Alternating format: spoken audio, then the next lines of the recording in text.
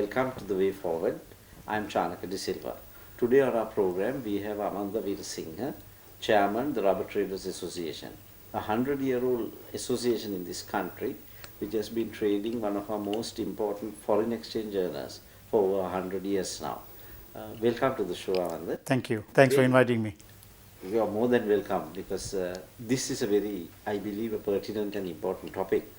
Can you tell us briefly the situation of the rubber industry as at now? Yeah, it's a very sensitive area, but I will give you the facts as I know it best. Okay. Our production has come down from 150,000 tons to 80,000 tons. That's a 40% reduction in volume, and that doesn't speak well for the industry. Many reasons for this. One is the lack of land and land being taken for development work by the politicians, and as a result we've lost a lot of good lands, and most of our lands of rubber is grown in the western province. So as a result, there is huge demand for that land, and we have lost a lot of good productive lands for development. Also, how about, I can understand urbanization is happening at a very either haphazard rate now. Is there an alternative thing you can do for those lands? I mean, is there another place you all can take, or is it the climate and that land very vital for this? No, not necessarily. We've tried other areas for rubber cultivation, like the Monragala district, and it has been very successful. We need to continue that program, and these are not the traditional areas that we are used to growing rubber. These are non-traditional areas. They've been tried and tested, and it has been very successful. So I think there should be a greater impetus from the state and the industry to grow more rubber in the non-traditional areas. The reason for you to lose land to development, is it that what that acreage yields is now far lesser than the cost of the land itself? Is it that, or is it any other factor? No, proximity. One thing is the proximity to the airport and to the port. As a result, and the prices of land due to development, apartments and various development projects that the state has undertaken, as well as the private sector, and industrial zones that have been created in various areas, which are necessary. But I think you must be very specific and very focused in acquiring those lands. I think unfortunately a lot of our rubber lands have been lost for this purpose. Right. Now, when you all relocate, like to Monragala, as you said it has been successful. What are the challenges you all have met in relocation? I mean, when you have to get people there, transport, whatever. Yes, one is the transportation, because the need for the rubber is in the western province, so the transportation is a big issue. Then getting tappers is another issue, because all of these require what we call mobilization of labor. Right. So those are the main issues as I see it. Technology is freely available, that could be had, but the biggest issue is the transportation of the latex and the harvesters, as they are called now, Yes. the tappers. The tappers. Now the tappers, now the cinnamon industry sort of have a training school and a certificate and things for their people, the cinnamon peelers. Yeah. Do you all have a similar program for the tappers? Not that I moment? know of. Yes. There has been very many, even for cinnamon. I'm a cinnamon grower as well. Right. I still own some cinnamon lands as well. Various things have been said about mechanization and all of that, and I've contacted the professors, and they were unable to help me. So Really? that's the truth. And there's been various methods, like hotel schools for the rubber tappers as well, but I don't think, to the best of my knowledge, it has not been a success. So what you're saying, it is still requires a more labor incentive type of skill. Absolutely. Yes, and which those people must be cultivated, trained, a new generation should be brought in and things like that. Absolutely. So when you all move into a new area, do you all train new people in those Yes. areas, or do you all import people from another area, experience? No, initially, I guess a few people are taken, the nucleus is taken, Yes. from The traditional traditional areas. Then after that, you train the local people. Right. So that doesn't, I mean, you don't require too much skill to teach someone to tap a rubber tree. rubber tree, yes. You know, that could be easily done in a few months. But unfortunately, the government must step in, and this private sector both must work together, unfortunately, and getting the lands also is a difficulty at the moment. I think those are the issues that we are currently faced with. Now, this is the interesting part. When you said the government and the private sector has to come in, what do you expect from the government, and how far would the private sector go? Because you all must meet somewhere in between. No, the private sector we have had programs, and where various companies have chipped in with capital, to Right. get the plantations going, and there's been a nursery put down, and all of that has happened. But in terms of getting land, I think this, as you know, a lot of That this is- land is owned by the state, and the state has to make a conscious decision to support the industry and provide the lands, and then I think the private sector will go and plant those areas.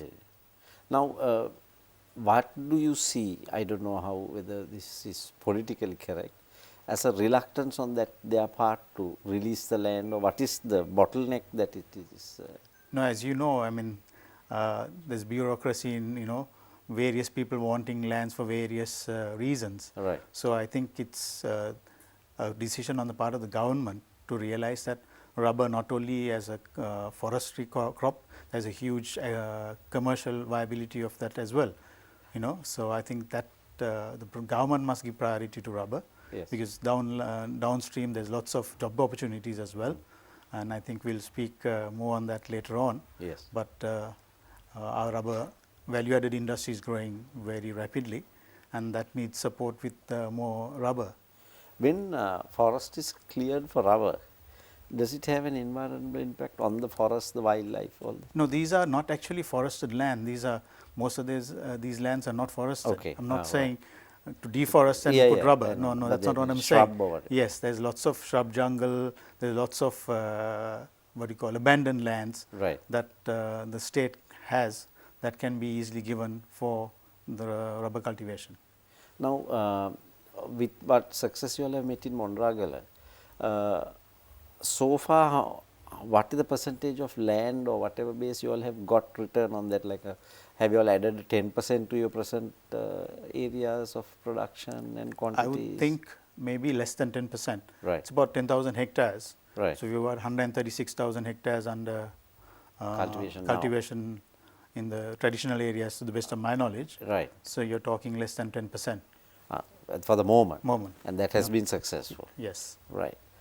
My next question really would be, now this is the ground zero level, no? What it is now. You need the land, these are the issues. For a rubber producer, what do you see as problems in this country now?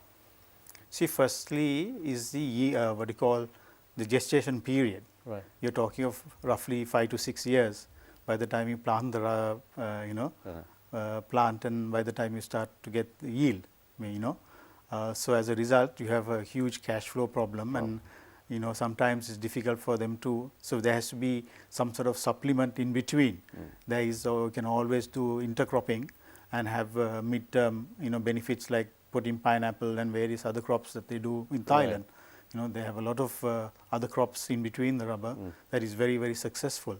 So these are the programs that need to be implemented, so that there is a need to plant the rubber first, and then until the rubber gives you revenue, there has to be some sort of revenue for the farmer.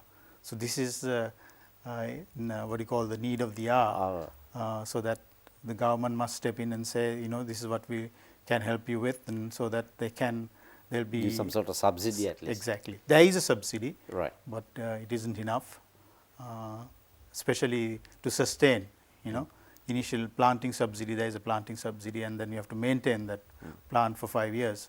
So that's the problem. 5 years is quite a long time. Very long time. Very long in the time. eyes of the And farmer. after that, how long does the tree yield the product? Roughly 24 years. 24 years. Yeah. 5 times that. Right. Then from there on to, then they take the latex and I think make that flat thing they call a roti or something like that and move, and you know, it's the small holders who do that. Yeah, no, not necessary to make, I mean, what ROTA is what is referred to as RSS from Yes. the, you know, but there is latex, there's huge need for latex. Right. Because, I mean, we got some big players in Sri Lanka, world players of dip products. Right. So they can take the latex. Ah. As it is, we are importing a lot of latex as well. So that can be prevented or supplemented at least. Besides, you know, there is a huge need for RSS as well as TSR. Right. This so that would cut down a lot of unexpected processing expenses. No, I mean, if they go to make the RSS and then give it, they can give the latex They can, yes. straight off. Yes. That's what you Your mean. cash flows will be better, you know, less work for the farmer. You just tap the day's latex and give it to the company that's collecting the latex. Now, So less infrastructure investment. investment You know, be for the easier to farmer. handle. Exactly. Now, how much of this is handled by small holders and how much of this whole thing is in the hands of the big estates and the companies? See, currently it's a 60-40 between the RPCs and the smallholders. Right. I think during bad times the smallholders don't tap. So we have to rely on the RPCs that continuously produce regardless, as long as their marginal revenue is higher than their marginal costs, they will continue to produce. Right. And that's a dependable crop, you know, but the smallholder, or it depends on the price, and if the price is not remunerative, he will stop tapping the trees. I know lots of people who have just given up. You know, they still have plantations, but they don't tap the trees at all. So has the price shrunk so badly? Not that it has Or have shrunk. the overheads overtaken that? Yes, one thing is the rupee devaluation. Yeah. I mean, if you take crepe rubber has been averaging at about 300 rupees for the last 4 years. You know, so if you take the depreciation, Yes. so what is left in the hands of the producer or the farmer is, you know, a lot less, because the fertilizer costs have gone up, all the inputs have gone up, the labor costs have gone up. So their cost of production is climbing, and the price is also reducing. Yes, not reducing, at least it's, I mean, yeah, in dollar. terms of dollars, yes, it's Yes. depreciating, yes. Right. Then I would say now, when the country looks at the foreign exchange earning, now those days we used to call as tea, rubber, coconut. Yeah. Presently, how much of foreign exchange does rubber bring? So rubber itself, in the form of raw rubber or natural rubber exports, Yes. it's about 5 billion. Right. But in terms of rupees, in terms of value added, it's $820 million, close to $1 billion. Right. And I think potentially it could be 2-3 billion if the right things are done. You know, so we got big players, including now Michelin in Sri Lanka, which owns Camsol Lodestar. So you know, we got world players in Sri Lanka. So we need to encourage them and find out what we need to do and help them become bigger. Right. Now, if this industry with the small players, actually I don't know whether it's a subsidies or some other technical support or whatever that can be given to bring their 40% up into top production level, which they will be, I think, in par with your other with the estates also. How much of that can be utilized locally? Now, when you see with the big players here, and how much of it has to be exported? No, currently we are already importing 65,000 tons a year. Yes. You know, we need more rubber than we produce. Right. We only produce 80,000 tons or 82,000 tons. For local consumption? No, for total. Our total production is only 82,000. 82,000, okay, you sorry. know. Okay. Local consumption is about 130,000 tons. There's a big gap. Yeah, huge. So we are importing about 65,000 tons a year. Where does this rubber come from? Malaysia? Mostly from Vietnam, because it's a cheap origin and the rubber is very good. Thailand, Indonesia, Malaysia, all of them, and India, very little from India. Yeah, from anybody that is willing to give you at the right price. price. What is the thing that you could do, I mean, especially for in value addition area, the maximum yielding value addition things you can do with rubber locally? See, there again, I think we need to look for exports, because that's where the money is, and we need valuable dollars, you know, for our trade deficit.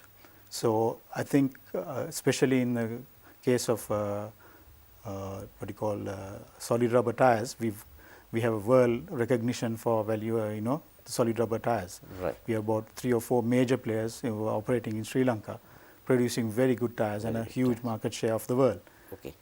We will go in for a short break now from the way forward. We will be back with you shortly.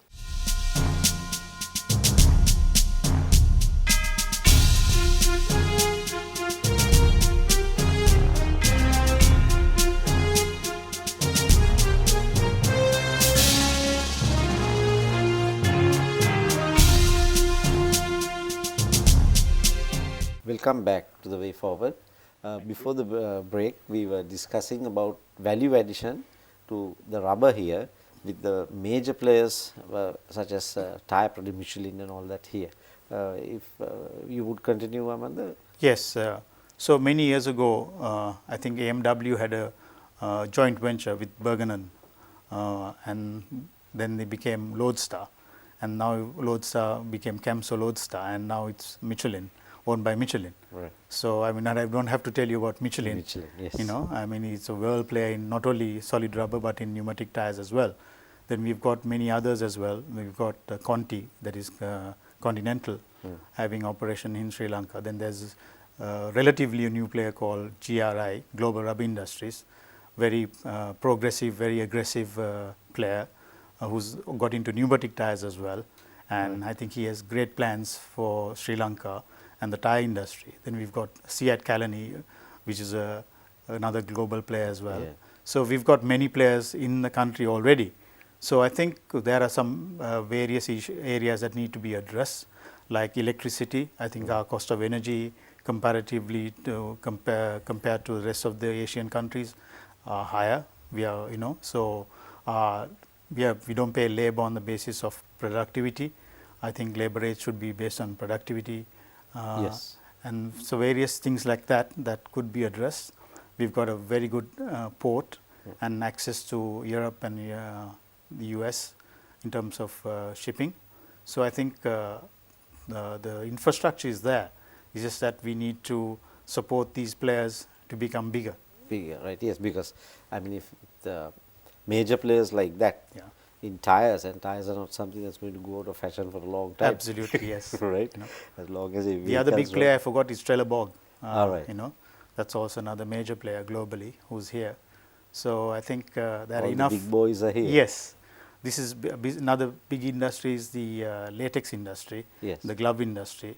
We've got Ansell. Ansell, yes. The world's largest, plus Dip Products as well, where I think who's also among the first 5 in the world in household gloves.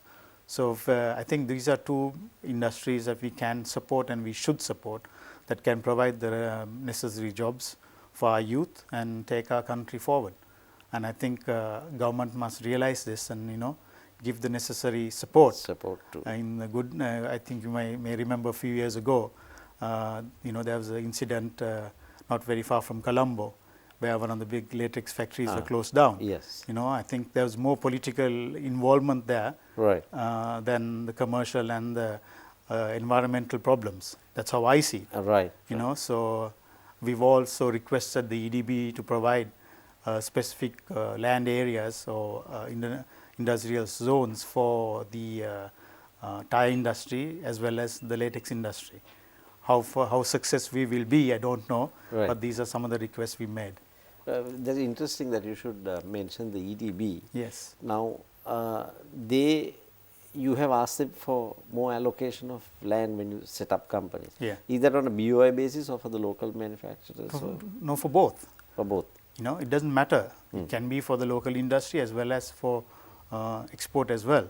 But there should be, so that, you know, you don't have these issues with the environment where everything is done and passed, and, you know, they allocate lands where the necessary noise levels, the noise pollution, the environment pollutions, all of those considerations are taken into consideration. And then, you know, you just have to work on the commercial side, not worry about the politicians and everybody else. You know, so this is why, I mean, the tire industry is a big industry, and it needs, you know, there is what you call pollutants that need to be treated, and then what you call set out to the environment. So as a result, you need specific areas that need to be dedicated for this kind of industry. Yes, especially I think to handle the effluents like the leather Exactly. industry also. That True. processing now, I think processing the refuse or the effluents now is a part of the contract. No, they Yes. have to. Yeah. They can't just dump it like those True. days. No, they have to clean it up. Yeah, but don't forget this company was in existence for maybe for 2 decades before Yeah. all of this happened, you know. Yes, yes. So, So they would have been doing all that. exactly. And I also have a factory in that area. Yes. And there is inherent problem with the water, Right. you know. I can certify to that. Okay. And I have had the water tested as well. It's nothing to do with, as I see it, Right. the company discharging any of its effluent into the system. Right, right, right. Because what is that the story was given a whole different complexion as it Absolutely, went. you know. So there is the water. That's why it's called Ratupas Wala. Yes. The water, there is a huge, there is a high iron content. That's and why the it's red. Yeah, red, and that's why it's red. So those names don't come without reason. Exactly. Right. Now, besides the latex gloves, tires, are there any special products out of like maybe even small quantities where rubber could be used for at very high end that there is a potential here for, or No, what there they is have started always like? the shoe industry. Right. You know, I mean, so crepe, that's its fashion industry. Yes. It comes and goes, but there is a huge need for so crepe as well for the shoe industry. Yes. And there are niche markets for rubber, you know, natural rubber, because it has inherent properties in rubber that is better than, you know, natural rubber than in synthetic rubber. Rubber, yes. So, but I think while focusing on the main, as I said, the latex industry, the dip products and the tie industry, I think then the secondary focus should be on the other products. But there is a need for those other products as well. Yeah. Now, when you speak of the crepe, I know good shoes are all sold with crepe rubber and things like that all over the world. Don't you see a bit of a gap in the marketing that the companies here do with the original? Because rather than, of course, there are problems. Still, you haven't got your capacities back up and running. Yeah. But from the value added side, that it should be done, you know, you can at least divert part of that production into the high end. Yes, so we've always referred to pale crepe from Sri Lanka as being the world's best or the purest rubber that is available. Right. And it's, I think, still the case. Right. But unfortunately, over the years, it has not been properly marketed. And various forays into marketing, it has also been done, leaving some of the big players out of it. Right. And it has not been a success. We called it Lanka preen at one time. Right. And there was a huge, you know, song and dance made about it. Right. But unfortunately, it has not been a success. You know, many companies were asked to, you know, market this product and all of that, and various companies went overseas with a Sri Lankan team, but and what happened? nothing happened. You know, We have a lot of people going overseas. So generally, exactly. a lot of these you know, things. so it was called Lanka preen, and you know, Yeah. huge delegation went to the US and I don't know where else, but Right. I'm not so sure Whether even the 10 orders kilos. came. You know, Yeah. so crepe continues. We still continue trading crepe rubber to markets like Japan and you know, the US, Right. because they have very specific needs for this specialized rubber. Other than that, we've lost most of our markets, and I'm hopeful that we can sustain the ones that we have. Yes, at least that will be a strength to someday go to the next Exactly. stage. Yes. Now, the other thing I would like to know is what are the new developments that this industry needs now in terms of machinery, technology, the other maybe the technical parts of like now everything is either mechanized or you know, very sophisticated industry this is. So there are various ways of, many countries have tried various methods. We are still using the good old, you know, methods that have been introduced maybe 100 years ago, Right. and nothing very much has changed. For example, I'm trying to get the EDB and the RRI to do some research on tapping at 4 o'clock or 3 o'clock in the morning. Right. You know, because then, I mean, if you go to countries like Thailand, they tap the tree with artificial light. So you get a Okay. far better yield. You know, it's a mindset change. We need to talk to the unions. We need to, because some of the initial results that have come out say that we can get a 20% increase in yield. Now, That's that is phenomenal. surprising. Yes, 20% is a very big amount. Yeah. How does the yield increase? Because the coolest time of day, Yes. it's like your human body, you know. Right. When the coolest time of day, you tap the tree, it will yield a lot of latex, Right. you know, and the latex won't dry on the bark itself. So it will flow more and Exactly. Right. Otherwise it dries on that groove itself. Exactly. Right. So, I mean, in Thailand, even after a lot of boozing by the farmer, he'll make sure he goes out at 2:30 in the morning And to start. tap the tree. If you check and see with any of the plantation companies, except maybe one or two, all of them start very late, you know, and the numbers are available. You know, it's not Right. that they don't have the numbers. Numbers. So, I'm trying to, you know, today you got, if you take a traditional home, you got the husband going to work and the wife staying at home. Yes. Today it's dual income, you know, Yes. and maybe you can tap the trees from 4 o'clock in the morning till 8 o'clock and then go and do another job. Yes. You know, so you have to think out of the box. True. And you know, maybe they need to supplement that income of the plantation. They need to go and do something else elsewhere, or they can do some other job for 4 or 5 hours. That's then as far as technology goes. Now you said our processes are still say almost colonial times when it all started. What are the new things, machinery that can be brought, and how could it help the industry? So there is a new tapping mechanism. You know, it's a mechanized tapping process which is being tried. That also has, you know, you need to go because you have a shortage of tappers. Right. Then the other thing is that we tap every other day. Right. But unfortunately, you know, some other countries, because of lack of tappers, or you know, they have efficiencies, they tap once in 3 days. Right. You know, and use stimulants to get More sap out of it. exactly more latex. Right. Finally, let me ask you now. We'll say, okay, we get all this right. Yeah. In 5 years, what do you say? Have the utopian idea that it's all going to fall into place. Tapping early morning, new equipment, everything. Where would you see our industry in 5 years? Oh, I think we can easily see 20 to 30,000 hectares of new plantations, plus our value-added industry at $3 billion. Right. So that means even in, if this were to be met, even such a short time, you can actually I would triple think your yes, income, and that would mean yeah, much. because I see needed.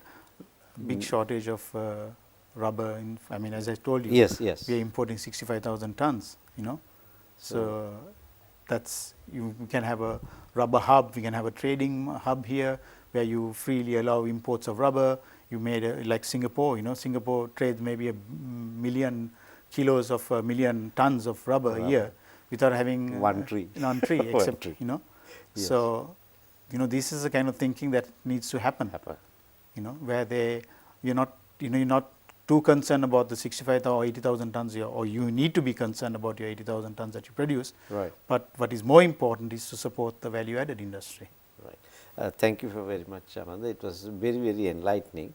I learned quite a bit of the rubber industry I never even dreamed existed. Right. I mean, especially your figures on what we have lost and the potential we could go. I am sure the viewers will also have much benefit by what you shared hope with so. us. No, you will. Yeah. We'll see. Maybe we could join us later on another program from another angle. I would most well be happy to have you again. Thank you very much for your time. Okay. That brings us to the end of this week's program of The Way Forward. We had Mr. Amanda Weerasinhe, Chairman of the Rubber Traders Association, who enlightened us on the situation and how far we could go, and it is very encouraging to know with perhaps a little change we could really take this industry to the level it should be, which unfortunately it is not. So, until we meet again, this is goodbye from us.